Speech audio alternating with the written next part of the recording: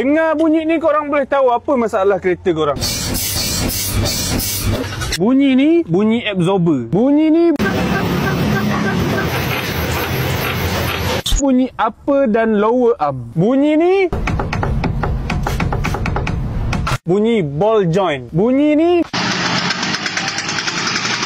bunyi drive shaft. Bunyi ni bunyi bushing dekat suspension part. Korang yang perempuan pun boleh belajar juga bunyi-bunyi kereta ni. Barulah korang tak senang-senang kena tipu kalau pergi bengkel. Kalau korang ada masalah kereta, bunyi pelik-pelik, korang tak dapat detect juga sendiri, korang boleh datang bengkel kita orang. Kita orang akan cek masalah bunyi dekat kereta korang ni guna mesin goyang ni. Dengan mesin goyang ni, kita orang akan goyangkan kereta korang ni untuk bagi dia berbunyi. Bila dia berbunyi tu senang. Kita orang boleh tengok dari bawah depan mata, boleh cari apa masalah dia yang buatkan bunyi dekat kereta korang tu. InsyaAllah, bila guna mesin goyang ni, kita akan dapat jumpa masalah yang tepat dekat kereta korang tu. Bila jumpa masalah yang tepat, kita akan tukar part yang tepat lah, yang betul. Jadi tak ada risiko korang nak kena repair kereta banyak kali. Kereta korang ada masalah bunyi-bunyi pelik macam ni tak?